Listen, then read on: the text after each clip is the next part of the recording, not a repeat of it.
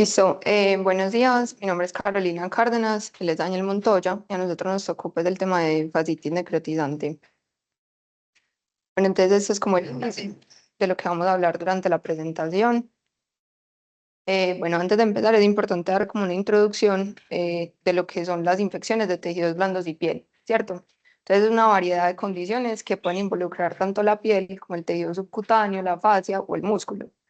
Estas infecciones pues pueden ir de simples superficiales a necrotizantes severas, pues que es como el tema del que vamos a hablar hoy.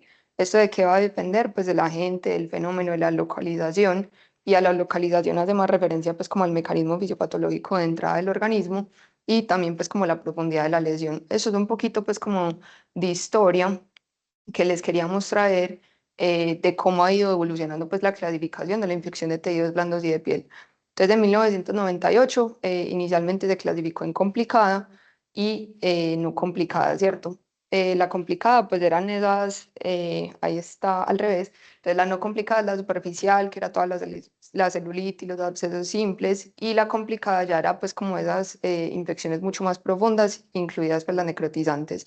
En el 2003 sale otra clasificación, según pues como la severidad y más que todos los signos clínicos, tanto locales como sistémicos de infección, se basaba más que todo pues como en la presencia o no de SIRS y también si habían o no comorbilidades asociadas.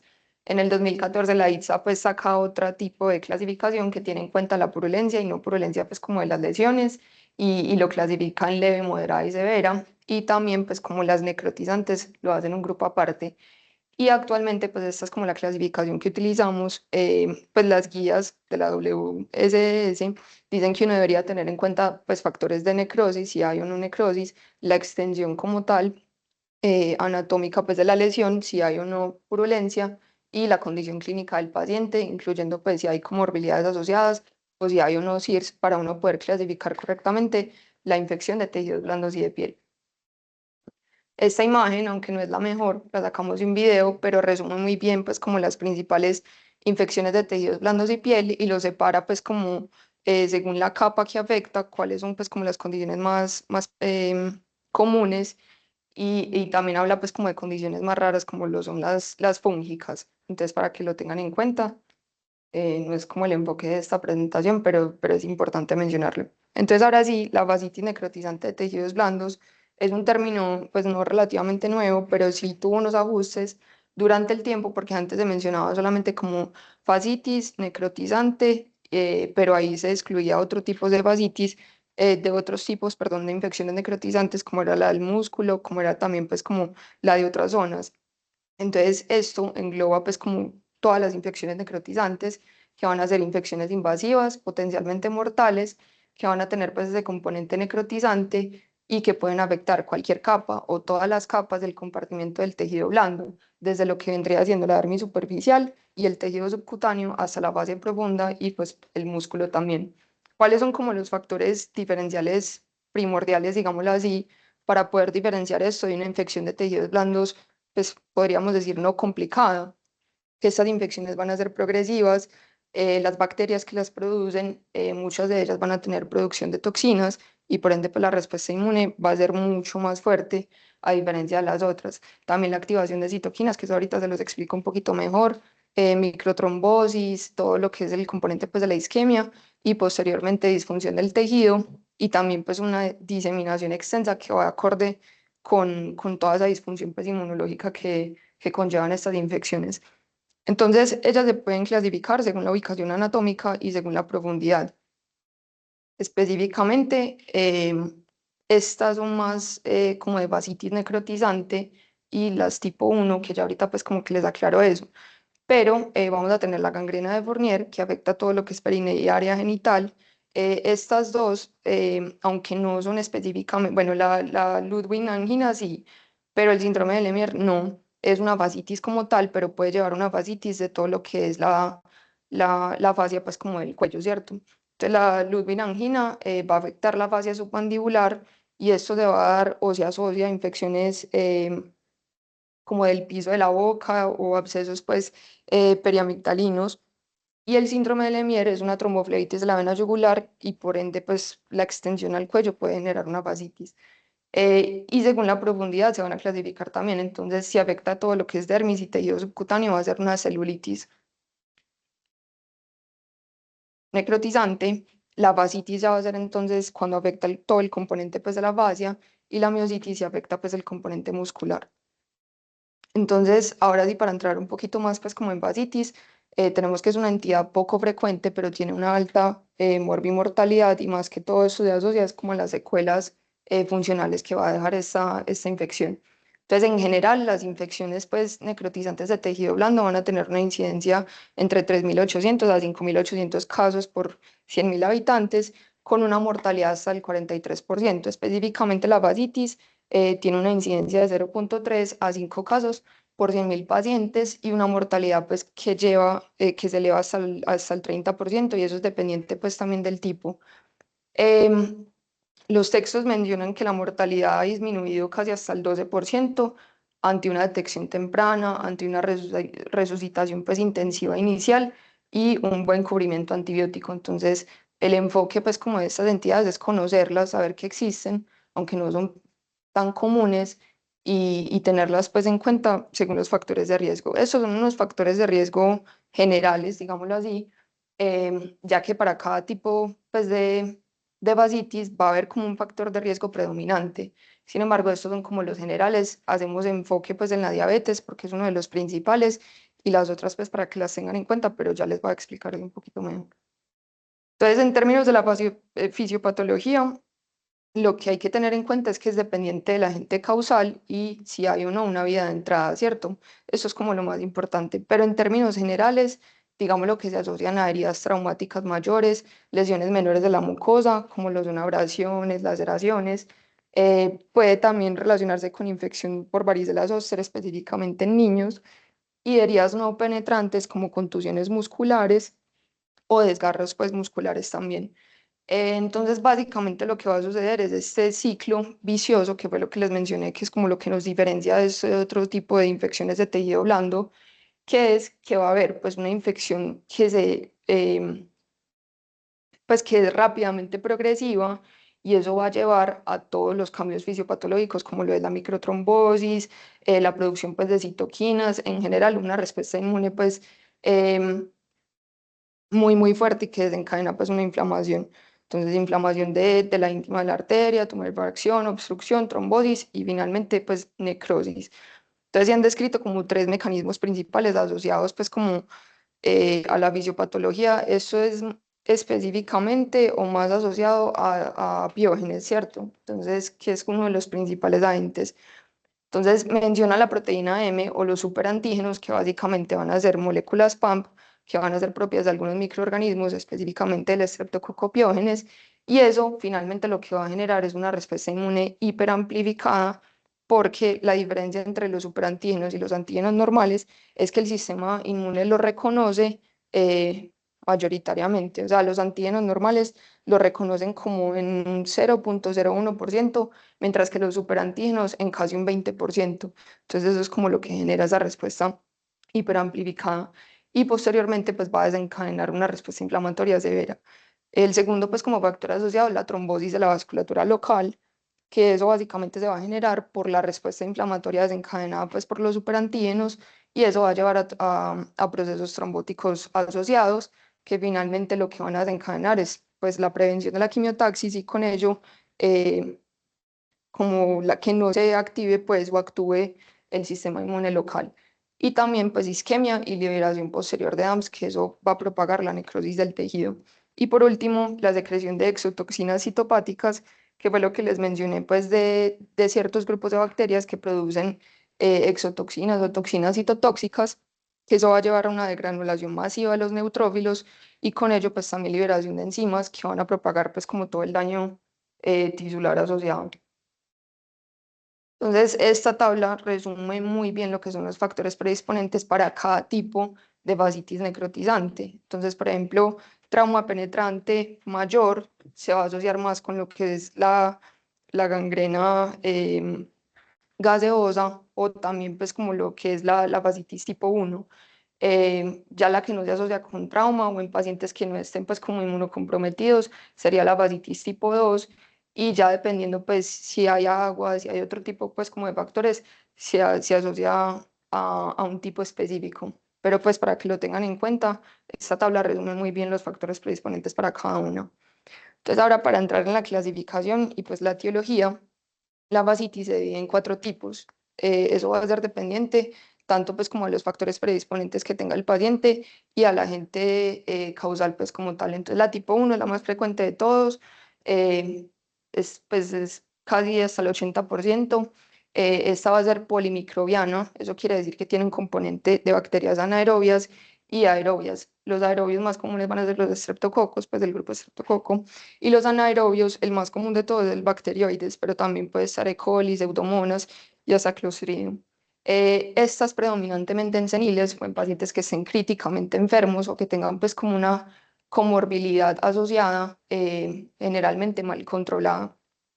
¿Y cómo es el mecanismo pues, por el cual se da este tipo de vasititis? Entonces hay una disrupción de la integridad de la mucosa y esto también pues, se puede asociar a lo que son úlceras diabéticas o úlceras por presión, hemorroides, fisuras rectales, cirugía colónica, urológica y procedimientos ginecológicos. Acá es cuando les digo que entra todo lo que es la gangrena de Fournier, la que entra pues también específicamente que es la vasititis del cuello, es tipo 1, pero por la localización, digamos lo que se subdivide. Entonces, todos esos son como factores predisponentes que me llevan a la presentación de la vasititis tipo 1. La tipo 2 es menos frecuente, pero es mucho más mortal, por lo que les mencioné, pues, el estreptococos y todo, pues, como el mecanismo fisiopatológico de este. Entonces, es monomicrobiana. El agente más común va a ser el estreptococos betamolítico, que es el Piógenes, y el Aureus también puede estar acá, pues, incluido. La gran diferencia con este, la tipo 1, es que afecta a cualquier edad y puede presentarse incluso en ausencia de una comorbilidad pues como mal controlada. Se asocia con historia de trauma, si es por vía penetrante o con cirugía reciente o uso de drogas intravenosas, pero esta pues ya les voy a explicar un poquito más de eso, pero también puede ocurrir ante ausencia pues como un trauma penetrante. Entonces, esto es lo que les estaba mencionando. Tiene dos presentaciones clínicas, una es por una vía de entrada, pues como bien descrita, y la otra es que no haya una lesión, pues como, digámoslo, de entrada asociada, sino que se dé por una contusión muscular, cualquier cosa que cause como lesión del tejido, pero no penetrante, digámoslo así. Entonces, la fisiopatología, pues como para la que tiene una vía de entrada, es que hay una lesión inicial y esa lesión inicial pues va a generar que entre como tal el patógeno y eso genere pues como una inoculación en el tejido y al en principio genera pues como una lesión eritematosa moderadamente pues como digámoslo como local, o sea, al principio no es tan sistémica. Posterior a esto, 24 a 72 horas, la inflamación se vuelve mucho más extensa por todos los mecanismos pues, que les expliqué y eso va a llevar a la aparición de bulas. Cuando ya hay aparición de bulas, se dice pues que la infección ya es extensa, ya es sistémica y es más grave. Y tenemos una progresión pues rápida a lo que vendría siendo toda la gangrena y pues la necrosis del tejido.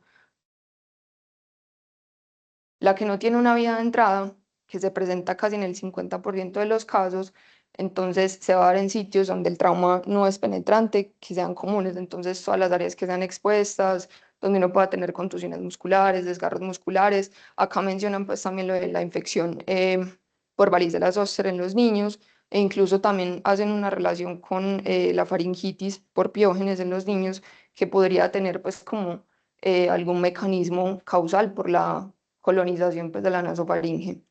Entonces, esta va a iniciar con lo que son síntomas inespecíficos y generales, como la fiebre y dolor, pues que mencionan que es increchendo, que es lo que siempre nos han dicho, que es un dolor pues que no va acorde con el examen físico del paciente. Y posterior a esto, pues a las 24 horas, que también puede estar asociado a malestar general, mialgias, diarrea, anorexia, el paciente ya va a empezar con manifestaciones pues como mucho más severas, que es la quimosis, las bulas y pues ya eso se va a asociar a una destrucción extensa del tejido. Esto mencionan que cuando aparecen las bulas, las equimosis, el paciente ya tiene una infección pues grave, o sea, sistémica.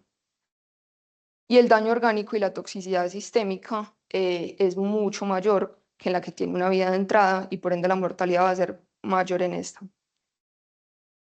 Bueno, ya para la tipo 3 y la tipo 4 son menos frecuentes. La tipo 3 mencionan pues que se asocia más a países asiáticos. Esta va a ser causada por Clostridium, por Vibrio y por Aeromonas. Esto es lo que les mencionaba pues de los factores desencadenantes. El Vibrio se asocia con agua salada y Aeromonas con agua dulce. Generalmente suele darse por inoculación pues directa de las heridas pequeñas, o sea, que tengan una vía de entrada, pero así sean pequeñas va a tener una extensión muy rápida y también pues va a ser grave. Se asocia pues a lo que les mencioné de agua contaminada y también consumo de ostras sin preparación adecuada o pues pescados crudos. La mortalidad puede ser del 30 al 40%, entonces hay que tenerla en cuenta. Y la tipo número 4, que es la menos frecuente de todas, va a ser la fúngica, que puede ser causada por cándida en pacientes inmunosuprimidos o por sigo mis datos, en pacientes inmunocompetentes. Generalmente también se asocia con trauma penetrante, con inmunosupresión, más que todo cándida, y esta pues también va a tener una rápida extensión, va a ser muy agresiva y la mortalidad también va a ser elevada porque no se asocia pues como con características clínicas, digámoslo, comunes, entonces hay que tener un alto índice de sospecha. Esta es como un resumen pues de todo lo que les dije. Estas dos tablitas resumen muy bien lo que es la clasificación, los factores predisponentes, los principales patógenos, e incluso esta pues nos dice como el antibiótico de elección para cada uno.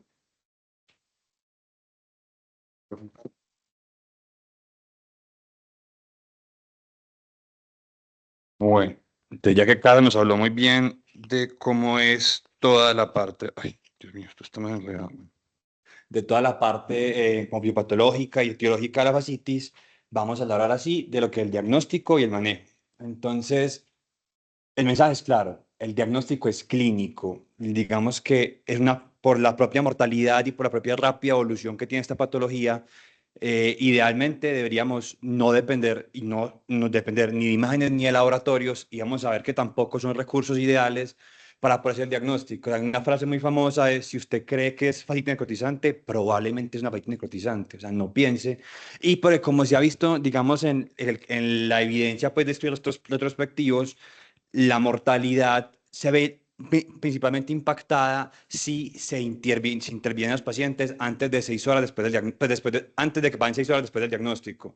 Si se intervienen después de eso, la mortalidad puede pasar de un 12% a un 34% o un 40%. O sea, es una escalada demasiado grande y un riesgo pues, que no deberíamos correr con estos pacientes.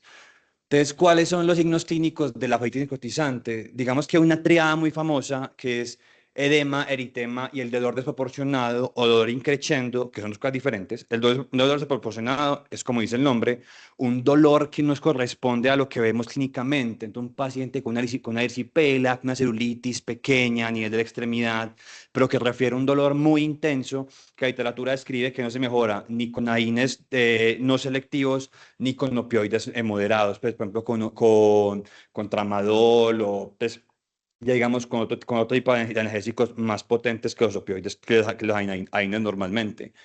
Y el dolor increciendo es un dolor que digamos que el paciente rápidamente describe que va empeorando. Entonces, que digamos que lo reviso la primera vez, hizo un dolor moderado, pero que yo voy a revisar a las 8 horas, a las 6 horas y que dice que crece exponencialmente o que él constantemente va a decir mi dolor empeora. Es un dolor que va aumentando con el paso del tiempo de manera acelerada. Digamos que esto es lo más común, ¿cierto? Vemos que los estudios nos muestran que el edema, el eritema y el dolor están en un 75% de los pacientes, pero, por ejemplo, no siempre van a estar. Y una cosa que mencionaba Caro, que es muy importante, el paciente no siempre va a tener una lesión de entrada. O sea, muchas veces el paciente no va a tener un sitio claro de trauma o una muestra evidente de que tiene pues una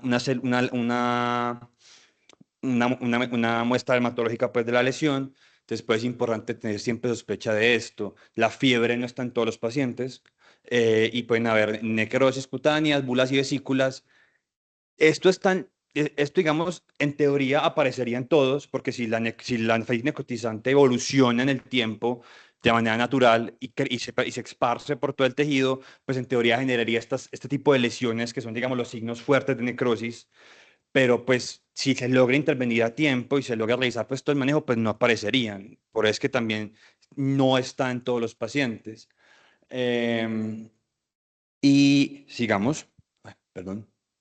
Aquí hay una tablita que sacamos del New England Journal of Medicine que nos dice, pues, cuáles son unas situaciones puntuales que nos pueden hacer confundir el diagnóstico. O sea, lo dejamos ahí como recurso para que lo lean, pero es importante, por ejemplo, lo que hablábamos, no todos los pacientes con fascitis van a tener fiebre. En realidad, un 40%, que es un porcentaje no despreciable, no la van a tener. Sobre todo porque muchas veces para el manejo del dolor vamos a utilizar medicamentos que reducen la fiebre, como los AINES, que además en ciertos estudios se han relacionado con una progresión rápida de la enfermedad. Entonces, eso nos debería estar aún más atentos de las manifestaciones de los pacientes. La ausencia de manifestaciones cutáneas, como habíamos dicho, muchas veces no va a haber punto de entrada, pero igualmente va a seguir siendo fascitis necrotizante. Para nosotros como cirujanos, o con este sueño de ser cirujanos, a tener en cuenta que muchas veces esta va a ocurrir después de procedimientos quirúrgicos. Entonces, no es que le está viendo por el procedimiento, o le está viendo porque tuvo un trauma extenso. Muy probablemente sí, pero puede que haya casos en los que no, el dolor, digamos que el paciente refiere, no sea, digamos, apropiado. Entonces, que esto no nos vaya a confundir o no nos vaya a hacer retrasar un diagnóstico adecuado. Las imágenes, ya vamos a hablar de ellas, pero pues las imágenes no son el método diagnóstico. Y, digamos, la falla necrotizante puede llegar muy probablemente y se deja a un shock séptico y pues me puede generar síntomas sistémicos y podríamos atribuir a otras causas porque pueden ser, digamos, causadas por la fascitis. Entonces es importante también tenerlos en cuenta. Entonces, todos ese tipo de cosas nos pueden, digamos, confundir el diagnóstico y que pues que la trajimos muy importantemente. De laboratorios.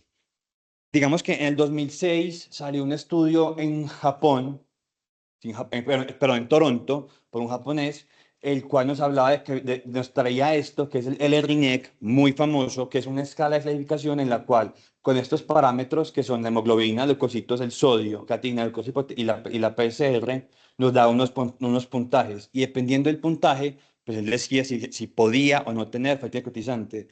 Ya ha habido muchos estudios, pues digamos, que hablan sobre la sensibilidad y la especificidad de esta score.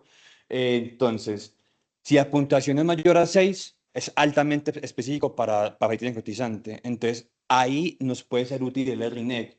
Pero se ha visto que si el puntaje es menor de 6 entonces, pues puntualmente 5,8, la sensibilidad baja hasta un 76%. O sea, el LRINEC no es un estudio que nos permite dar seguridad en nuestro diagnóstico cuando nos da positivo, pero si nos da negativo, no debe ser utilizado como única manera para descartar la fatiga necrotizante. O sea, no es tan útil.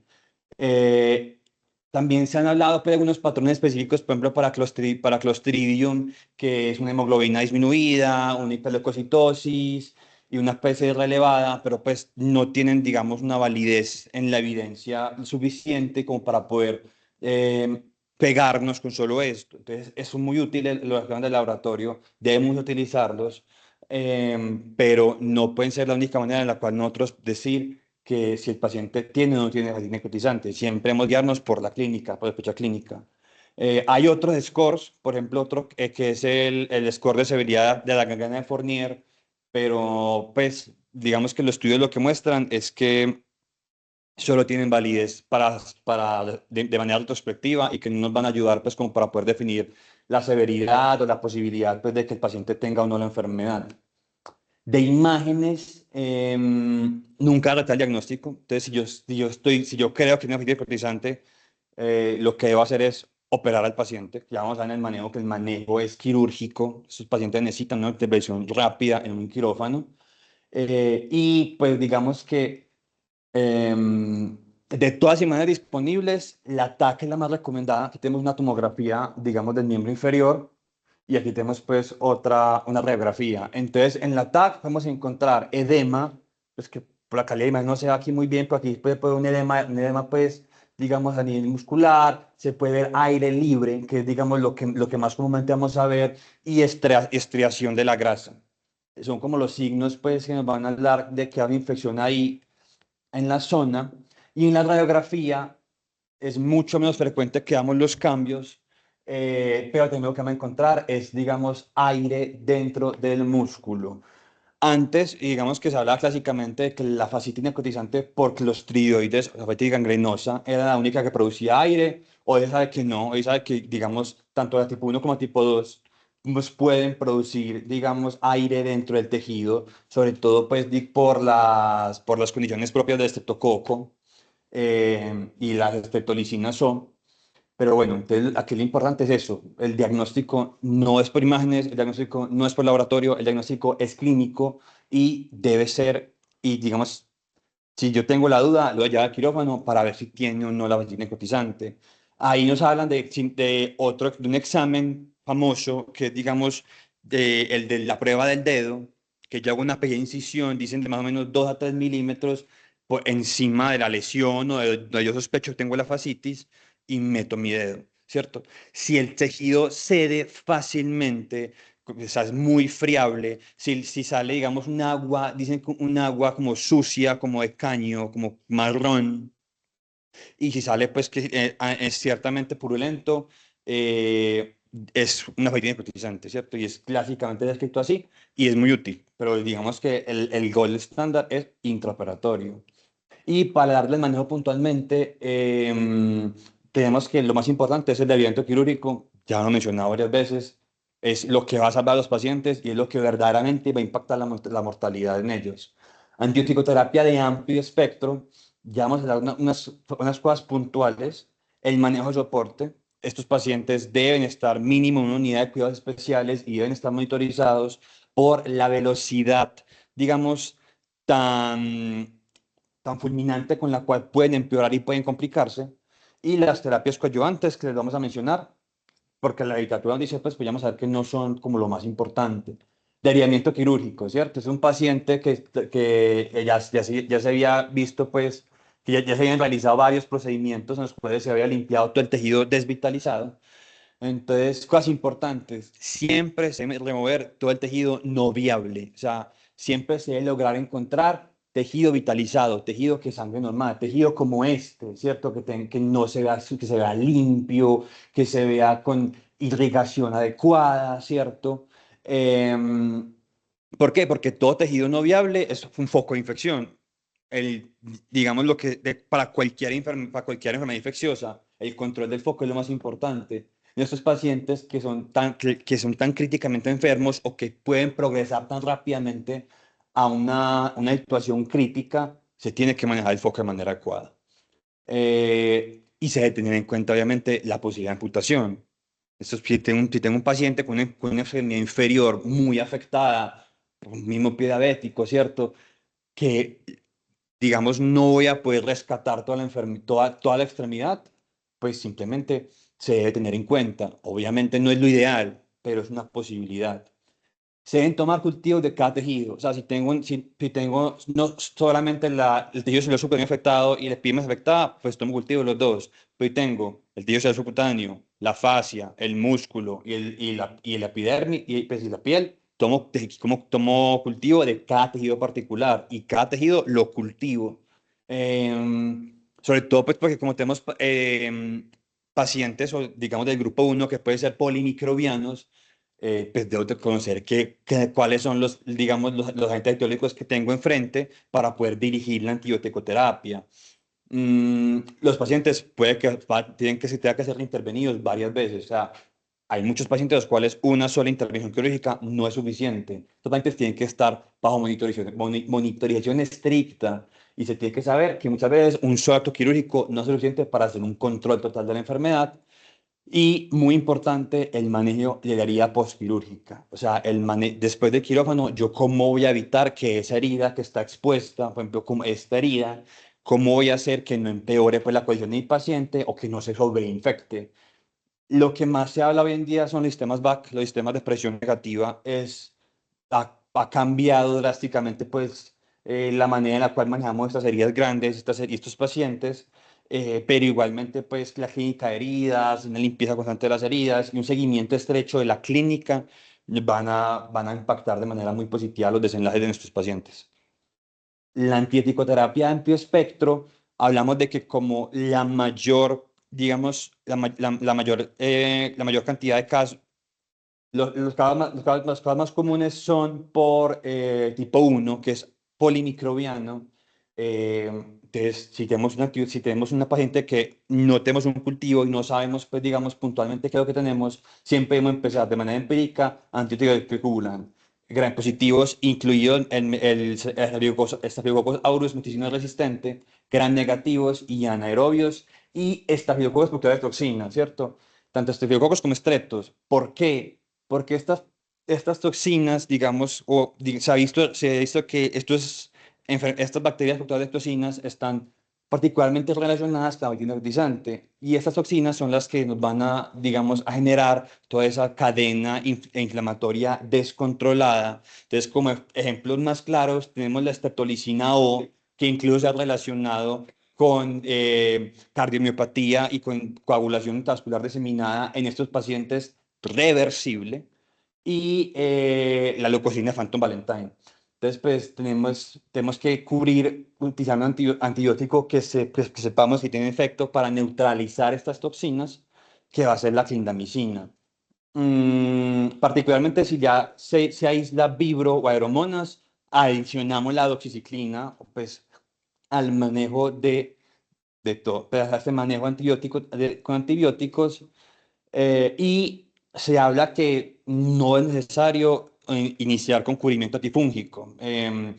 Utilizaríamos, pues, la caspomungina o fostegina B en caso tal de que tengamos la sospecha clínica, por ejemplo, un paciente inmunosuprimido en el cual encontremos, pues, lesiones de tipo cándida, o pacientes, pues, que no hayan mejorado clínicamente después de 72 horas con un manejo óptimo, que sería una antibiótico-terapia completa, pues, de amplio espectro y con cirugía. Ahí ya sí pensaríamos cómo añadirlo, pues, si nos crece en el cultivo, pero de resto no es necesario el antifúngico. Mm, Siempre que tengamos voluntad de cultivos, ajustarlos, ¿cierto?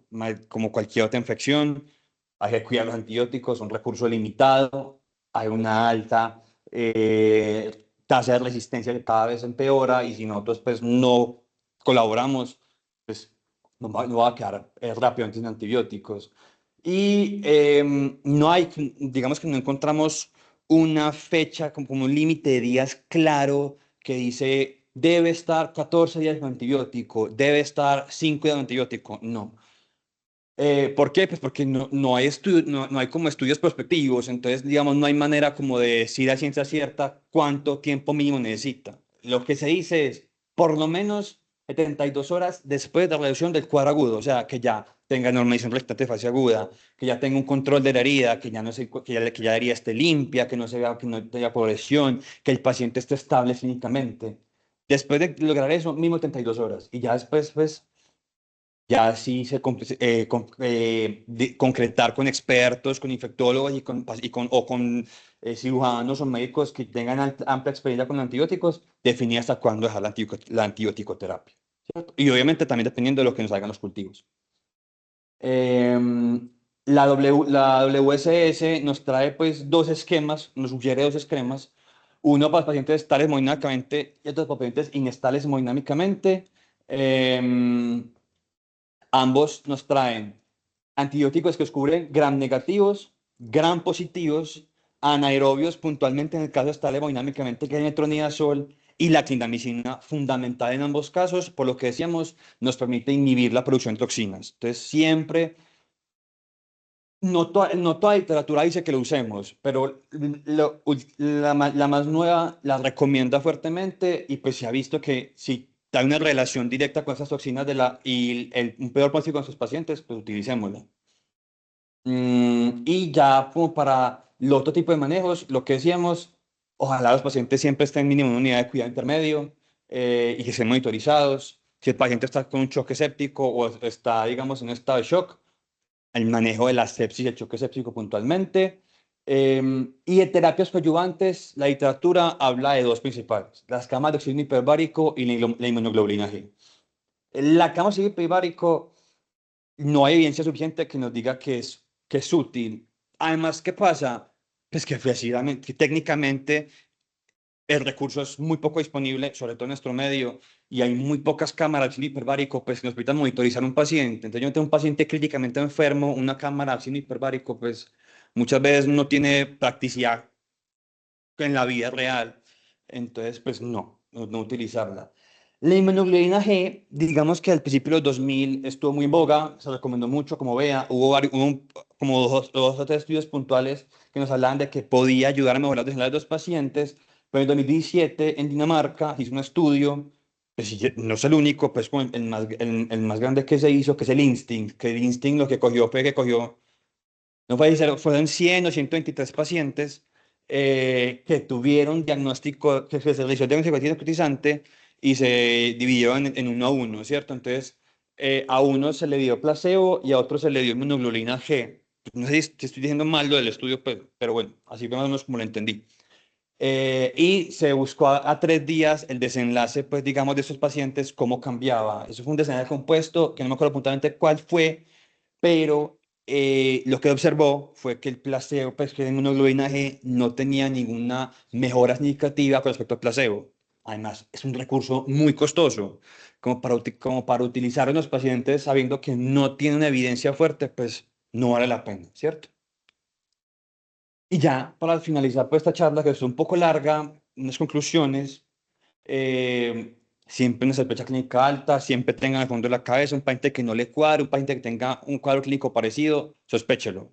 Porque si usted hace un diagnóstico adecuado y usted lo tiene en la cabeza, puede impactar de manera muy negativa la mortalidad de esos pacientes. El manejo es quirúrgico. O sea, usted tiene un paciente que cree que tiene una falla necrotizante, lo tiene que ir a un cirujano y el cirujano tiene que entrar a revisar si tiene una fascitis. O sea, yo le puedo empezar antibiótico terapia amplio espectro, le puedo empezar todo el manejo, pero si no hay un control del foco, ese paciente se va a morir. El manejo es quirúrgico.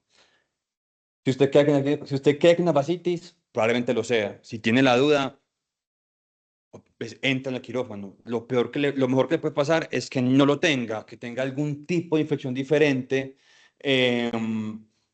Pues obvio, pues tiene una celulitis, usted sabe que tiene una celulitis, pues no vaya ya al quirófano. Pues si usted tiene una duda fuerte, haga los exámenes o haga lo que usted necesite para convencerse, pero de verdad que ayúdese, pues equivóquese en estos casos a favor del paciente, porque es una enfermedad muy, muy mortal. Y antibiótico terapia amplio espectro siempre, pues es, digamos, lo otro que nos va a ayudar a mantener todo ese paciente con vida. Aquí está una tablita muy chévere que nos puede ayudar, que es un algoritmo diagnóstico que nos puede ayudar a la hora de tomar decisiones, para que la revisen, para que tengan idea de referencia. Y aquí está la referencia que utilizamos en esta charla. Muchas gracias.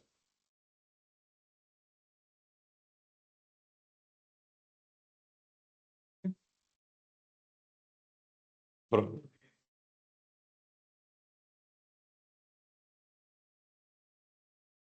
Desde el aspecto teórico, siempre tienen que tener en cuenta una infección de tejidos blandos que sea rápidamente progresiva, pensar en una fascitis.